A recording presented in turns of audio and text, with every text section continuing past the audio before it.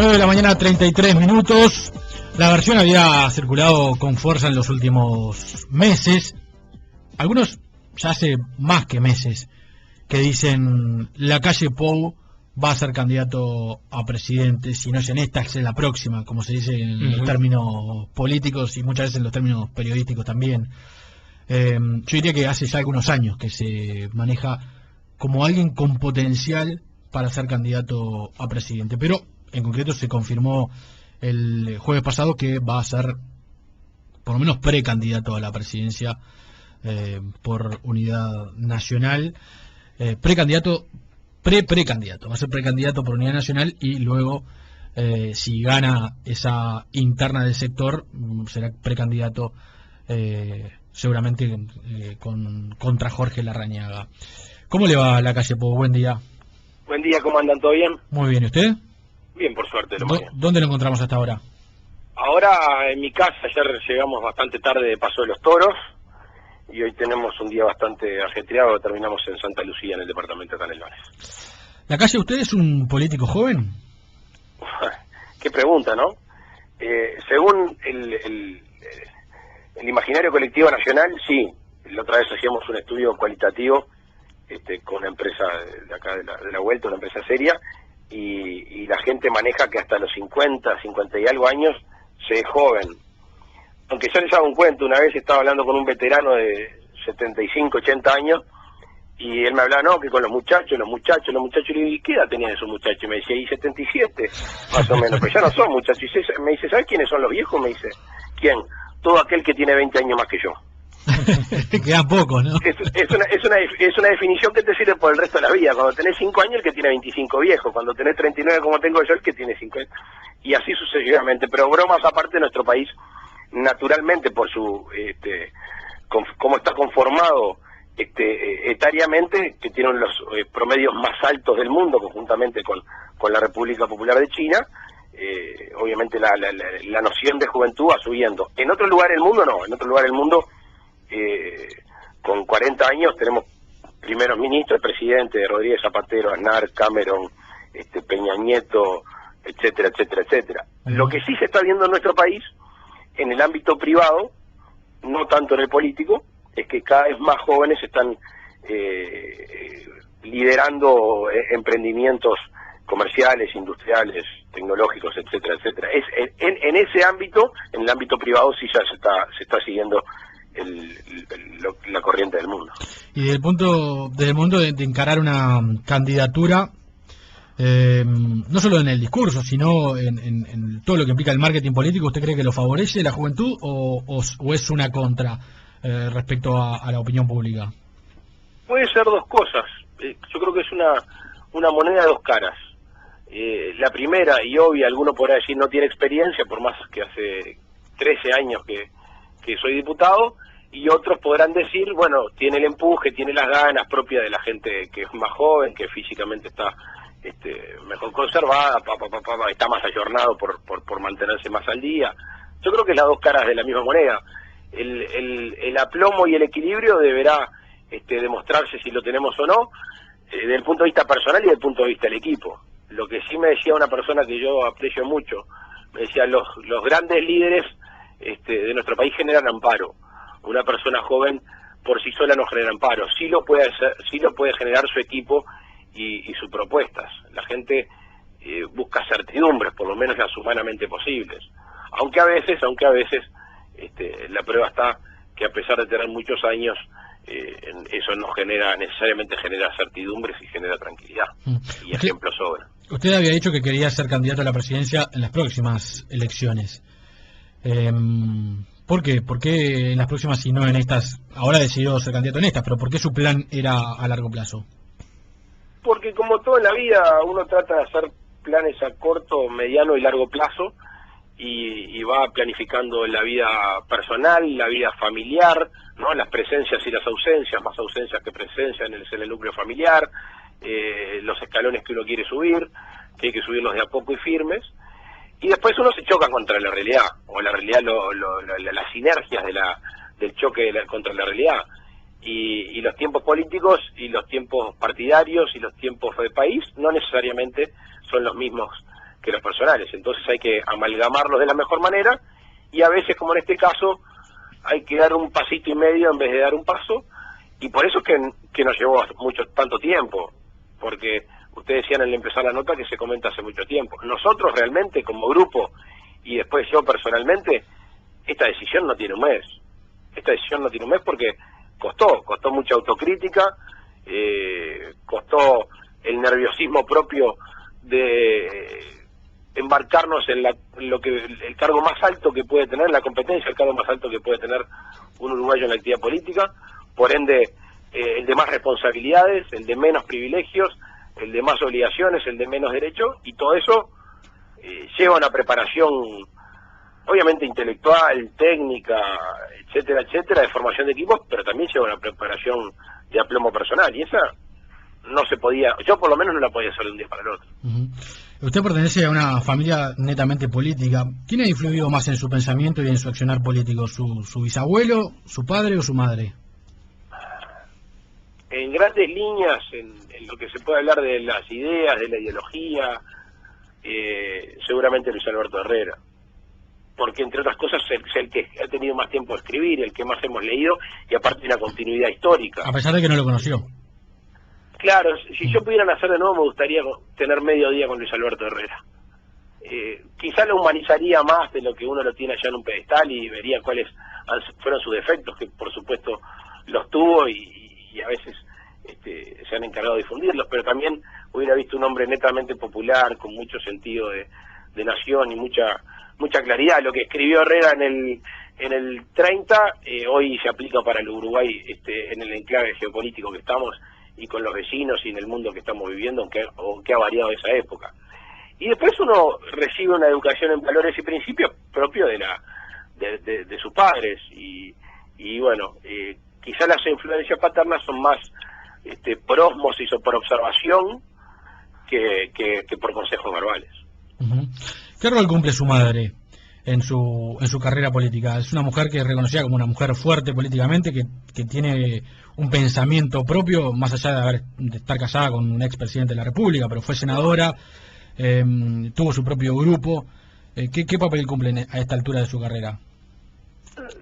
No, como madre, siempre fue una gran madre. Es una madre propia del reino de la naturaleza, cuida mucho a sus pichones, a sus crías. Es el palenque en el cual toda la familia, todos hijos, maridos y toda la vuelta se recuestan, y eso tiene un desgaste, me imagino, anímico y psicológico, que ella nunca lo ha demostrado, pero siempre está. Siempre está esa persona que siempre están, y políticamente le diría que ni la calle ni mi madre han tenido un rol fundamental en mis decisiones. Obviamente las conocen, las saben, y las hemos tomado más de un termomate al respecto, pero no han sido definitorios en su opinión. Simplemente consejeros, como es cualquier padre o cualquier amigo o cualquier hermano. ¿Y su madre qué le dijo? ¿Que fuera candidato ahora o que esperara? Estaba más nerviosa que testigo falso. Y sí, yo me imagino que yo ahora veo que mis hijos, cuando van a la escuela, cuando van a cualquier lugar, yo me pongo nervioso, me imagino una madre que nunca deja de ser madre, ¿no? Creo que los padres mutan un poco la relación con sus hijos. Creo que una madre, desde el día que le cambia el primer pañal hasta que cierra los ojos por última vez, sigue teniendo esa misma vínculo, ese mismo vínculo con sus hijos, ¿no? No me lo decía, pero yo me daba cuenta, ¿no? Claro. Ahora, usted dice que tiene, más que nada los diálogos son de padre a hijo con sus padres. Ahora, la presencia de su padre en el Partido Nacional obviamente es una presencia muy relevante. Es el único expresidente que tiene el Partido Nacional vivo. ¿Hubo una charla con él respecto a esta carrera política a esta parte de la carrera política que está emprendiendo? Porque el rol de su padre puede de alguna manera o facilitarle las cosas a usted o complicárselas. ¿Hubo una charla respecto a qué rol va a cumplir él de ahora en más? Hace 3 semanas, cuando tomamos la decisión con nuestro grupo, y yo la tomé personalmente, lo llamé por teléfono y le comenté cuál había sido mi decisión. Él no era hablar mucho por teléfono, no es muy locuaz. Después nos juntamos y conversamos un poco, pero él siempre ha sido muy respetuoso en mis decisiones, algunas de las cuales son públicas, que no estamos del todo de acuerdo, y no sé, a mí me gustaría el día de mañana ser con mi hijo igual, poder dar una mano en lo que quiera, pero también dejarlo que se equivoque, dejarlo que acierte y dejarlo que siga su camino. Me parece que es la forma más natural. Si uno está seguro de la crianza que le da a sus hijos y le ha inculcado determinadas formas de conducta y forma de ser, me imagino que se tiene que probar solo en el mundo. Pero usted le pidió que, por ejemplo, se mantenga a un costado de la vida política. Yo sé que es muy difícil pedirle eso a... Eso es como pedirle que se tape la nariz y la boca y que deje de respirar más o menos. No, pero está bien, pero hay distintos grados de protagonismo en lo que va a ser una campaña electoral. No, está claro que la calle Herrera no es candidato a presidente de la República. Está claro. Y yo personalmente creo que ha pasado un momento, ha pasado una época con mucho más luces que sombras, pero pasó una época y lo mejor es que nadie se equivoque a quién está votando o a quién no está votando, y que nadie se equivoque cuáles son las propuestas. Una cosa son las propuestas del año 89, 90, y este es un mundo totalmente distinto a aquel momento y aquella presidencia, que yo personalmente creo que tiene muchísimas cosas buenas. Tuvo un factor de responsabilidad muy importante, una inversión social casi única en la historia. Lo dicen las Naciones Unidas cuando miden los Objetivos de Desarrollo del Milenio, y después también tuvo errores que por suerte uno está acá para verlos y conocerlos y para no volverlos a cometer. Porque esto como muchos ámbitos de la vida, en realidad la relación padre-hijo, en las empresas, por ejemplo, pasa en las empresas familiares, donde muchas veces el padre llega a un punto en el que ve que su hijo tiene potencial, tiene ganas de continuar con una carrera, con una iniciativa, y decide dar un paso al costado, o decirle darle más espacio, porque obviamente la figura del padre siempre es una figura que puede opacar. ¿Se conversó eso en este caso? En este caso, perdón que los corte, en este caso, la calle tenía un supermercado y nosotros, desde que arrancamos, tenemos un kiosquito. Sí. Nunca hicimos pero el supermercado, la gran superficie a veces termina ahogando al kiosquito, ¿no? Y bueno, pero el kiosquito se tiene que fortalecer, tiene que seguir apelando a la confianza, a la libreta, te anoto, venir la semana que viene, tener productos de la casa, dar garantías. Bueno, obviamente el almacén está buena la comparación. El almacén siempre se tiene que promover más que el supermercado, siempre, porque lo que irradia más calor, lo que compra mejor, lo que tiene sorteo y todo eso es el supermercado. Nosotros decidimos desde el principio no ser una góndola de ese supermercado y hacer la carrera en forma paralela, por supuesto con muchos puntos en contacto, pero en forma paralela. Nosotros nunca fuimos el oficialismo de la calle, nunca, desde el año 99 a la fecha nunca. Y eso nos deja la tranquilidad de que nunca tuvimos que poner una foto de nadie para que nos voten equivocados, y quizá algún voto, y me consta, hemos perdido por no poner la foto que quizá convenía poner desde el punto de vista de marketing.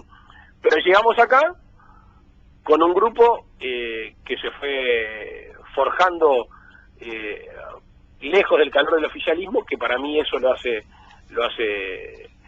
más sacrificado y más lindo en este momento de emprender este gran desafío. Alejandro Rodríguez te saluda, ¿cómo estás? ¿Qué tal, Alejandro? ¿Todo bien? Bien, bárbaro.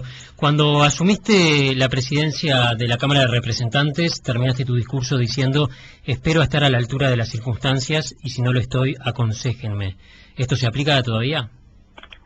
Me alegro que se acuerden de esa frase, porque me parece que esa es una frase que primero marca la imperfección del ser humano, la aceptación de debilidades del ser humano, y la humildad suficiente para saber que hay gente a los costados que es mejor que uno, o que saben más que uno en determinadas áreas, y después es la apelación al afecto.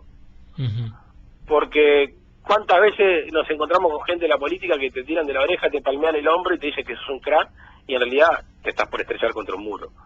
Y eso es una apelación, es un pedido de gente franca que te diga: mira, venís mal y cambiá esto, y me parece que lo primero que debemos hacer los políticos es tener la humildad suficiente para decir: bueno, si alguien viene y nos dice que vamos mal, primero es una demostración de afecto, y segundo, capaz que tenga razón, y es cierto que uno no sabe si está a la altura de las circunstancias. Hace como 3 meses en Salto un periodista me preguntaba, ahí en un paticito que hicimos una nota, si yo estaba preparado para ser presidente de la República, y yo quedé en blanco.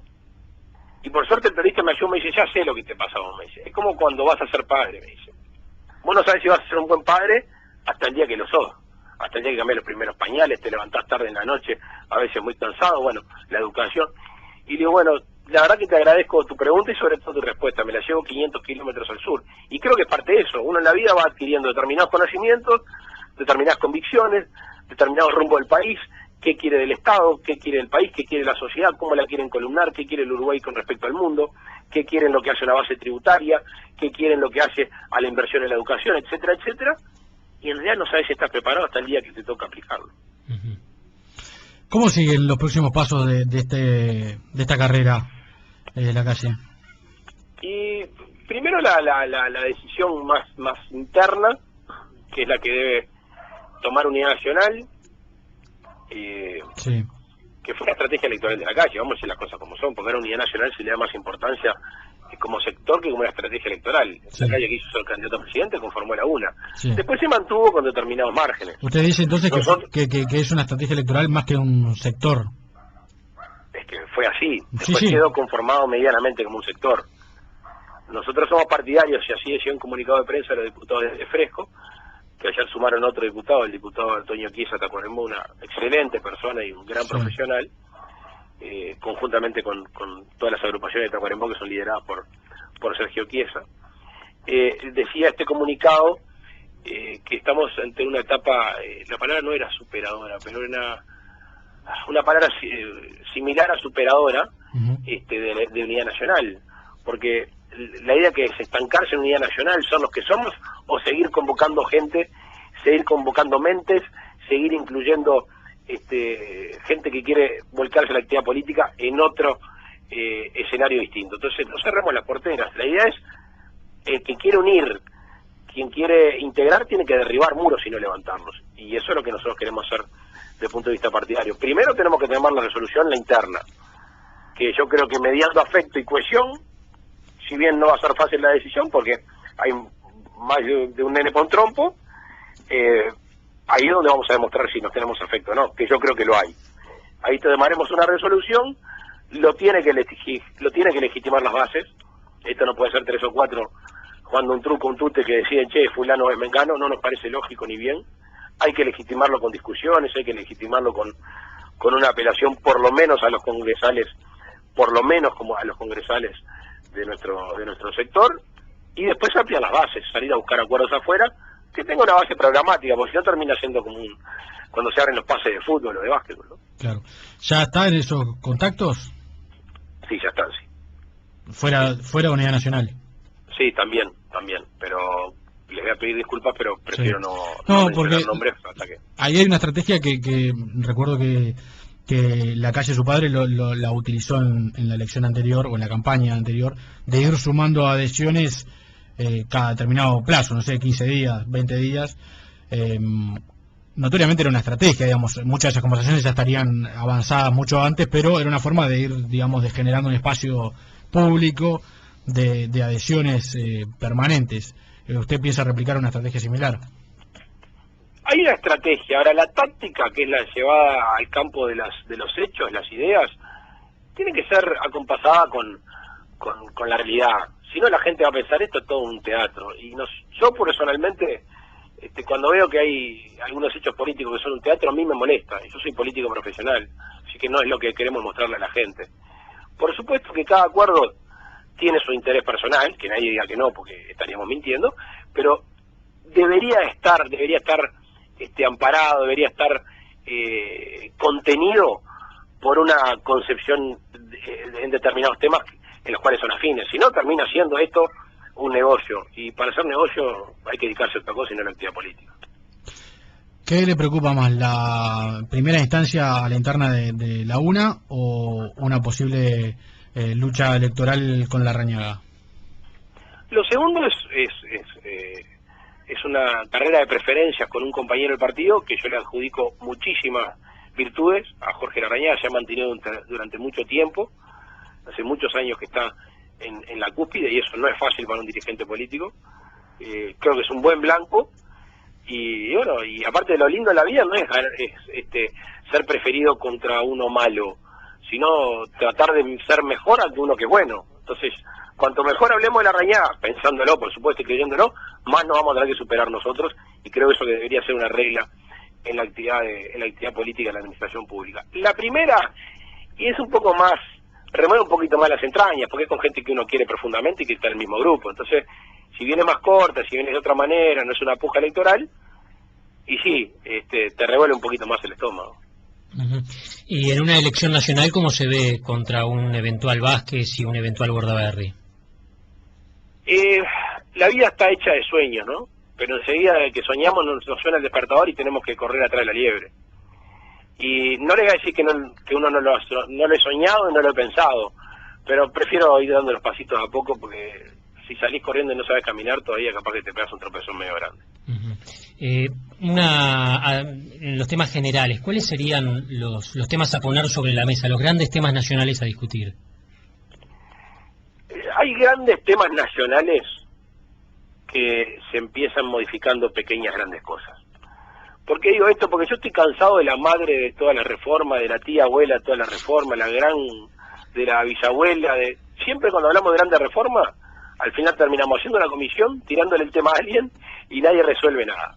Entonces, nosotros somos partidarios de agarrar los grandes temas pero ir a las pequeñas grandes cosas. Yo creo que el centro de toda nuestra cultura actual está radicada en la educación. En la educación entendida desde el punto de vista más amplio. La básica o la conocida es la educación en destrezas, ¿no? Geografía, historia, etcétera, etcétera, medio ambiente, matemática, y la que no se enseña directamente en una materia, o podría hacerlo, pero básicamente no se enseña en una materia, que la más importante es el entender por qué está el ser humano en comunidad, cómo se relaciona un ser humano en comunidad, que hay una estructura legal que hay que cumplir, que cuando la ley no se cumple es el terreno del más fuerte, que el primero en cumplir la ley es el Estado, y que tenemos que necesariamente generar inclusión. Hoy tenemos alguna generación de chiquilines que se está criando en algún lugar cercano donde estamos viviendo nosotros, donde ustedes están transmitiendo a 15 minutos nomás, que viven fuera de la ley, y no fuera de la ley desde el punto de vista de que incumplen la ley penal, viven fuera de la ley porque no están incluidos, porque su barrio no entra la ambulancia, no entra la policía, porque están colgados de la luz, porque no tienen agua, porque no va un médico, porque no llevan los gurises a la escuela. Entonces es muy difícil integrar la sociedad, incluir en un pelotón como si fuéramos un equipo de ciclismo a todo el mundo cuando hay parámetros que de aire uno ya no los tiene. Si nosotros logramos eso en un país que tiene las soluciones al alcance de la mano por la cantidad de uruguayos que somos, o si logramos medianamente andar ese camino, yo creo que se empiezan a arreglar tantos otros como el más mencionado en nuestro país, que es el tema de seguridad, que por supuesto tiene que estar acompañado de represión, de aplicación de la ley penal, de jueces que fallen e interpretan el derecho y nos generen derecho, que ese es un gran defecto que estamos teniendo hoy. En el derecho nuestro escrito, los jueces aplican derecho y no lo generan como en el anglosajón.